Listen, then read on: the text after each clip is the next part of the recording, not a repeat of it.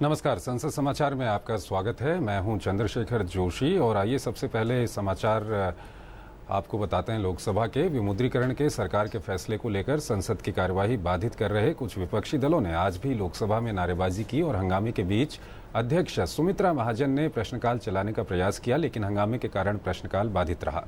सुबह सदन की बैठक शुरू होने पर असम के लखीमपुर से नवनिर्वाचित सांसद प्रधान बरुआ ने शपथ ली। इसके बाद प्रश्नकाल शुरू हुआ, लेकिन नोटबंदी के मुद्दे पर कांग्रेस, तृणमूल कांग्रेस और वाम दलों के सदस्य आसन के समक्ष आकर नारेबाजी करने लगे। विपक्षी सदस्य आसन के समीप आकर सरकार विरोधी नारे लगा रहे थे और कार्य स्थगन कर चर्चा कराने और प्रधानमंत्री के उपस्थित होने की मांग कर रहे थे। अध्यक्ष सुमित्रा महाजन ने नारेबाजी कर रहे सदस्यों से अपने स्थानों पर जाने का आग्रह किया, लेकिन विपक्षी सदस्यों का शोर शराबा जारी रहा। हंगामे के बीच ही अध्यक्ष ने प्रश्नकाल चलाने का प्रयास किया और वन और पर्यावरण मंत्रालय से जुड़ा एक प्रश्न लिया और वन एवं पर्यावरण मंत्री अनिल माधव दवे ने शोर शराबे के बीच ही जवाब दिया।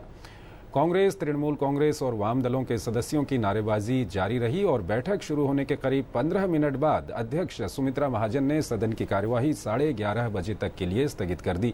11:30 बजे बैठक दोबारा शुरू होने पर स्थिति में कोई बदलाव नहीं आया। विपक्षी सदस्य फिर से अपनी मांग के समर्थन में आसन के समीप आकर नारेबाजी करने लगे।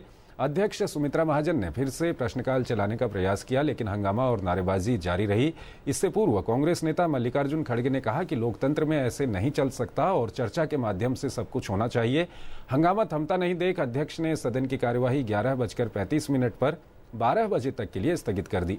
12 बजे बैठक शुरू होने पर विपक्षी दल फिर से नोटबंदी के मुद्दे पर अपनी मांग को लेकर शोर शराबा करने लगे। अध्यक्ष सुमित्रा महाजन ने आवश्यक कागजात पटल पर रखवाने के बाद कार्यवाही 12:10 पर 2 बजे तक के लिए स्थगित कर दी। 2 बजे कार्यवाही शुरू होने पर स्थिति ज्यों की त्यों रही और सभाध्यक्ष हुकुम सिंह ने कुछ ही देर बाद सदन की कार्यवाही 2:30 के लिए स्थगित कर दी। विधायी कार्य के तहत आज सदन में कराधान विधि दूसरा संशोधन विधेयक 2016 विपक्षी सदस्यों के हंगामे के बीच बिना चर्चा के पारित कर दिया गया। इस विधेयक से अघोषित धन की जानकारी सरकार को देकर 50% कर और जुर्माना अदा करने के साथ 25% राशि तत्काल और शेष चौथाई रकम 4 साल बाद प्राप्त करने का प्रावधान है। वित्त मंत्री अरुण जेटली ने कल हंगामे के बीच ही विधेयक को पेश किया था और आज इसे चर्चा के बाद पारित करने के लिए सदन की कार्यसूची में रखा गया था। हालांकि विधेयक पर चर्चा से पहले नोटबंदी के मुद्दे पर कार्य स्थगन के प्रावधान के तहत चर्चा शुरू कराने की मांग पर विपक्ष का विरोध जारी रहा। सदन में हंगामे के बीच ही विधेयक ध्वनिमत से पारित कर दिया गया। 4 बार के स्थगन के बाद दोपहर 2:30 बजे जब सदन की बैठक शुरू हुई तो अध्यक्ष सुमित्रा महाजन ने कांग्रेस नेता मल्लिकार्जुन खड़गे को बोलने का मौका दिया। श्री खड़गे ने कहा कि सरकार आयकर संशोधन विधेयक चर्चा के लिए लाई है, उससे पहले विमुद्रीकरण के मुद्दे पर चर्चा लंबित है। उन्होंने कहा कि हमारी मांग है कि कार्य स्थगित करके विमुद्रीकरण की चर्चा के साथ ही इस विधेयक को भी शामिल कर दीजिए और मिलकर दोनों पर चर्चा हो जाएगी। तृणमूल कांग्रेस के सुदीप बंदोपाध्याय ने भी विधेयक पर चर्चा को विमुद्रीकरण पर चर्चा के साथ मिलाने का प्रस्ताव दिया। उन्होंने कहा कि ये विधेयक चूंकि विमुद्रीकरण का हिस्सा है और उस फैसले के आगे का कदम है, इसलिए दोनों को मिला देना चाहिए। अध्यक्ष ने कहा कि विधेयक पर चर्चा को किसी अन्य विषय के साथ नहीं मिलाया जा सकता।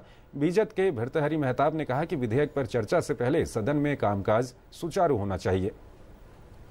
उन्होंने कहा कि हमारी पार्टी ने और ओडिशा के मुख्यमंत्री नवीन पटनायक ने काले धन पर सरकार के कदम का स्वागत किया है। श्री मेहताब ने कहा कि इस पर सरकार जो विधेयक लाई है उसमें कुछ सुधार की जरूरत है। पहले विमुद्रीकरण के मुद्दे पर चर्चा होनी चाहिए और फिर विधेयक पर विस्तार से चर्चा करानी चाहिए। कांग्रेस के केसी वेणुगोपाल, तृणमूल कांग्रेस के सौगत राय और आरएसपी के एनके प्रेमचंद्रन ने व्यवस्था संबंधी कुछ प्रश्न उठाए। लोकसभा अध्यक्ष ने उन्हें ये कहते हुए मंजूरी नहीं दी कि सरकार कल विधेयक पेश कर चुकी है और विधेयक को तत्काल पारित कराना आवश्यक है। उन्होंने कहा कि हमें विधेयक को तत्काल पारित कराना होगा। इस बीच कांग्रेस, तृणमूल कांग्रेस और वाम दलों के सदस्य विधेयक को बाद में लाने, विमुद्रीकरण पर कार्य स्थगन प्रस्ताव के तहत चर्चा पहले शुरू कराने की मांग के साथ नारेबाजी करते हुए आसन के समीप आ गए। लोकसभा अध्यक्ष सुमित्रा महाजन ने कहा कि ये सार्वजनिक महत्व वाला विधेयक है। मैं चाहती थी कि इस पर विस्तार से चर्चा हो। मौजूदा स्थिति में चर्चा संभव नहीं लगती, इसलिए मैं विधेयक पर सीधे मत विभाजन करा रही हूं। उन्होंने विपक्षी दलों से कहा कि आप चर्चा नहीं चाहते तो मैं कुछ नहीं कर सकती। अध्यक्ष सुमित्रा महाजन ने श्री प्रेमचंद्र, श्री मेहताब और केसी वेणुगोपाल के कुछ संशोधनों को भी मंजूर नहीं किया, जिसके लिए राष्ट्रपति की मंजूरी होती है। विधेयक पर वित्त मंत्री श्री जेटली ने कहा कि सरकार सत्ता में आने के बाद से काले धन पर कई कदम उठा चुकी है। उसी क्रम में गत 8 नवंबर को प्रधानमंत्री नरेंद्र मोदी ने 500 और 1000 रुपये के नोटों को अमान्य करने की घोषणा की थी। इस कदम का उद्देश्य काले धन पर रोक लगाना और ऐसे धन को मुख्य धारा में लाना है। उन्होंने कहा कि सरकार आयकर अधिनियम में संशोधन कर रही है। इसमें प्रावधान है कि जो लोग अपना अघोषित धन बैंक में जमा कर उसकी जानकारी देते हैं तो उन्हें 50% कर जुर्माना और अधिभार अदा करना होगा। 25% राशि उन्हें वापस मिल जाएगी और शेष 25% राशि 4 साल बाद मिलेगी। श्री जेटली ने कहा कि जो लोग गैर कानूनी तरीके से अघोषित धन रखते पाए गए उन्हें 85% कर और हर्जाना देना होगा। उन्होंने कहा कि इससे सरकार को साधन मिलेंगे जिनसे विकास कार्य हो सकेंगे। प्रधानमंत्री ने इसी संबंध में गरीब कल्याण कोष की भी घोषणा की। विधेयक पारित होने के बाद सदन की कार्यवाही पूरे दिन के लिए स्थगित कर दी गई। और आइए अब बात करते हैं राज्यसभा की। राज्यसभा में विमुद्रीकरण पर अधूरी चर्चा को आगे बढ़ाने के लिए प्रधानमंत्री की उपस्थिति और उनसे जवाब की मांग पर अड़े विपक्षी सदस्यों के हंगामे के कारण आज भी सदन में गतिरोध बना रहा और हंगामे के कारण 2 बार के स्थगन के बाद दोपहर करीब 2:30 बजे बैठक को पूरे दिन के लिए स्थगित कर दिया गया। हंगामे के कारण सदन में आज भी शून्यकाल और प्रश्नकाल नहीं हो पाया।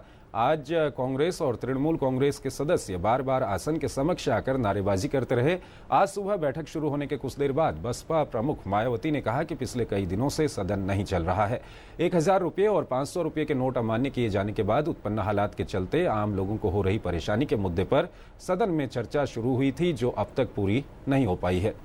सुश्री मायावती ने कहा, सरकार ने अड़ियल रवैया अपना रखा है। हम चाहते हैं कि प्रधानमंत्री सदन में आएं और पूरी चर्चा को सुने और जवाब दें।